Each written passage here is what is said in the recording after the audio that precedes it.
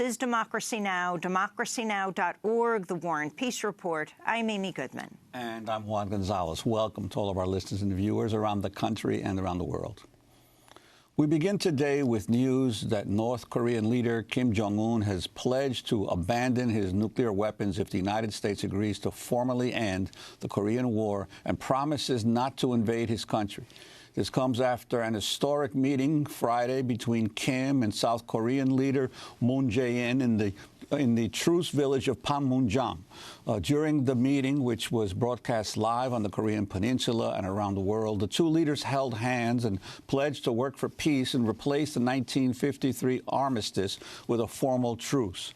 On Sunday, North Korea's state media said Kim had vowed to immediately suspend nuclear and missile tests and would dismantle its Pyongyang nuclear test site. Some analysts say the site has been unusable since a massive test last September caused an earthquake so big that satellites captured images of the mountain above the site actually moving. But a South Korean presidential spokesman said that while some facilities are not functioning, others remain in good condition. He also told reporters Kim had called for the United States to meet often with the North. Leader Kim said that if North Korea meets the United States more often, builds on trust and promises to end war and non-aggression, why should we have nuclear weapons which make our life difficult? This comes as President Trump has pressed North Korea to dismantle its nuclear program ahead of a summit with Kim in May or June. And he recently revealed that now Secretary of State Mike Pompeo made a secret visit to the North Korean capital, Pyongyang, over Easter weekend. On Saturday, supporters chanted "No Bell" as Trump spoke at a rally in Michigan.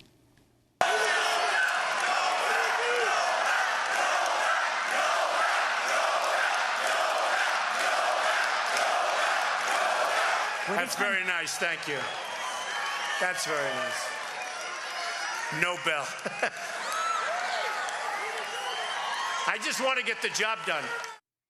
Meanwhile, Trump's national security advisor, John Bolton, told Fox News Sunday Trump should be cautious about talks with the North Korean dictator. He was interviewed by host Chris Wallace. There's nobody in the Trump administration starry-eyed about what may happen here.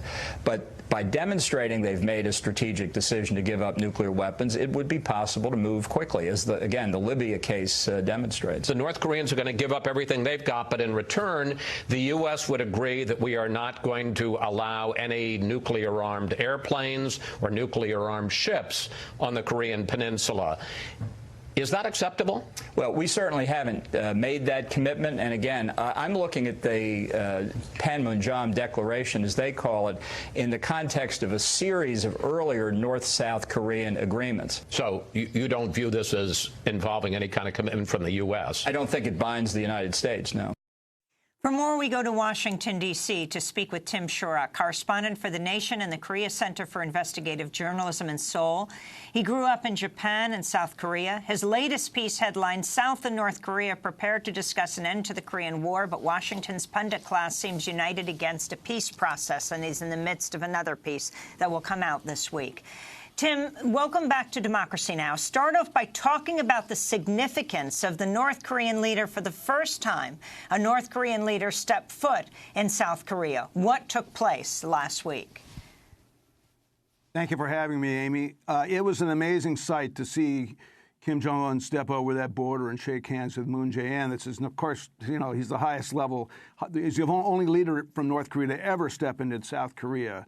And that was a symbolic step, him coming to the South.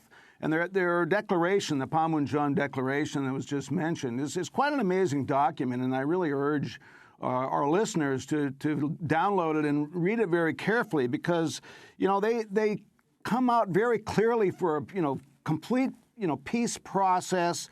They talk about the complete nuclearization. They're committed to denuclearization. They talk about reconnecting the blood relations of the people, determining the destiny of the Korean nation on their own accord. They set out very important steps for reconciliation, such as setting up a joint liaison office, reconnecting railroads and roads that have been cut off in the past, and moving towards a peace regime that involves the United States and China and settles the Korean War once and for all. And it's really quite a document. And I think the South Korean people, were very impressed with what Kim Jong-un said and what other members of the North Korean delegation said. And the whole atmosphere of it was very conducive. And I note, that the Moon Jae-in, the president, his popularity is up to 85% now, precisely because of this. And Tim, I wanted to ask you specifically about the South Korean president, because all the media attention here seems to focus on what Trump has done or hasn't done. But really, Moon was elected in early 2017, and he has. Could you talk about his own history and why it's been so important that he has really boxed in to a certain extent President Trump and what he can or can't do vis-a-vis North Korea? Well, we all remember the Candlelight Revolution. Weeks on end, millions of Koreans into the streets to protest the regime of Park Geun-hye a year and a half ago. And it was that movement that brought Moon Jae-in to power. I mean, his election was a snap election because the president was impeached. She was very right-wing. She was very oppressive, repressive, and she was very hard-line toward North Korea. People want peace with North Korea. I was in South Korea a year ago, and I got to see Moon Jae-in 3 times in campaign appearances in Gwangju, and I also interviewed him for The Nation magazine. And his dream at the time was, to defuse the tension between North and South, but to really move towards peace between North Korea and the United States and settle this nuclear crisis, which was really heightening at the time. And, he was being accused at the time of being anti-American, which is ridiculous. And he was accused of, trying to undermine the U.S.-South Korean alliance. And what he told me was that, if he moved toward peace between the U.S. and North Korea and helped do that, that this would be good for the United States and good for Trump. And that's the gamble that he took. And I think he's won that gamble. And it was his diplomacy, that got the North Koreans into the South during the Olympic Games. They had very high-level talks then and afterwards. And I think, as a result of those meetings, Kim Jong-un invited Trump to meet with him. And that's what set the stage for all of this. So I think, a huge amount of credit should go to President Moon, his government, and the people of South Korea who have backed this very, very strongly. And I believe President Moon said that President Trump should win the Nobel Peace Prize for this. And we heard on Saturday night when Trump, again, saying no to attending the White House Correspondents' Dinner, went to another Washington, Michigan, and people in the audience chanted, "Nobel, Nobel." Tim Shorrock. Well, we shall see. I think that the person who might deserve it most would be Moon. But if Trump can get a peace agreement with Kim Jong-un and there actually is a permanent peace that's verifiable on both sides, then, perhaps he might deserve such an award. But I think that, there's a lot of negotiations to be done. And while I think that clearly there's questions about, how denuclearization might take place and the whole system of making sure that does happen, verification and so on. The North Koreans, as they said, as you mentioned at the top of the news, they have said there's no reason to have nuclear weapons if the United States vows not to attack them and the United States signs a peace agreement. So the real issue also is whether or not the U.S. can drop its decades-long hostile policy toward North Korea, which includes, nuclear arms pointed in North Korea, which includes sanctions and economic embargo, and which includes, attempts to overthrow and have regime change in North Korea.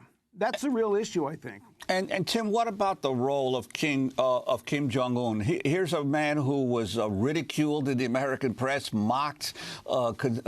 Trump called him Little Rocket Man, and yet he has managed to maneuver very skillfully through all of the shoals that his country has faced, and now is apparently on the cusp of a major diplomatic achievement here.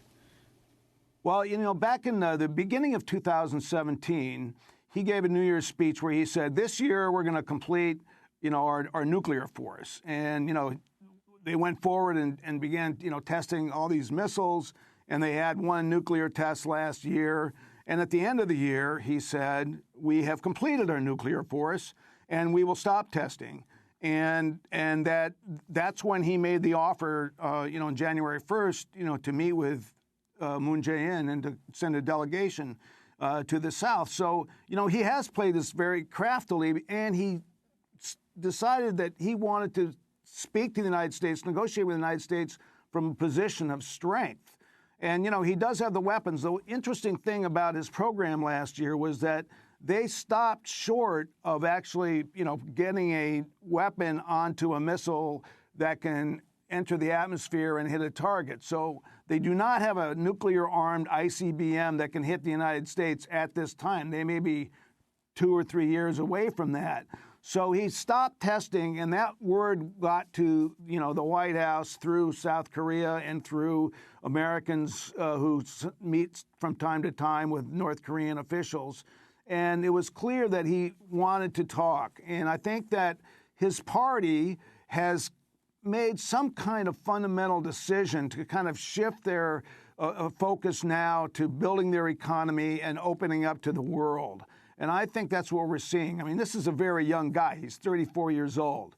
He was not responsible for the past agreements and what happened in the past with the United States and North Korea. He's only been in power a few years, but he's clearly made a shift away from some of the very, very, hardline rhetoric and statements that were made.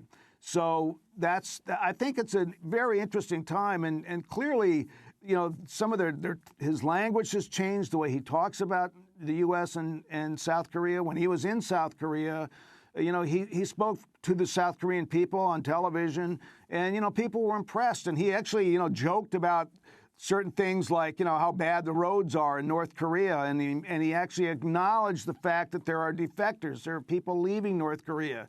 So he's somebody who seems to be able to deal with the reality of the situation and can talk, plainly about what needs to be done to move forward to a peace process. And I think that he really does want to, fix and improve the North Korean economy. And this is the way to do it. Let me ask you about the issue of media coverage of the possible rapprochement on the Korean Peninsula. In a recent article in the New York Times headlined as Two Koreas Talk Peace, Trump's bargaining chips slip away, Mark Landler expressed skepticism that the meeting between the South and North Korean leaders could be beneficial to the U.S., concluding, quote, the talk of peace is likely to weaken the two levers that Mr. Trump used to pressure Mr. Kim to come to the bargaining table. A resumption of regular diplomatic exchanges between the two Koreas, analysts said, will inevitably erode the crippling economic sanctions against the North, while Mr. Trump will find it hard to threaten military action against a country that is extending an olive branch, unquote. Meanwhile, Brookings Institution's senior fellow Michael O'Hanlon had this to say on Friday. President Trump's going to have to rein in his more ambitious goals and yet still drive a relatively hard line and not give away too much for an interim or partial agreement. The denuclearization idea, however, is a long ways from even getting seriously started, because we've heard this kind of talk before. We know that North Korea means something else by the concept of denuclearization than we think we hear with our Western ears. And I haven't seen even any realistic discussion of what would be the first steps or any kind of an interim deal along the way. Tim Shorrock, your response to all of these comments. Well, Michael O'Hanlon's been so wrong on so many things like Iraq and Afghanistan for so long. I don't know why anybody's listening to him, but he's completely wrong. He apparently has not read this Panmunjom Declaration, for one thing.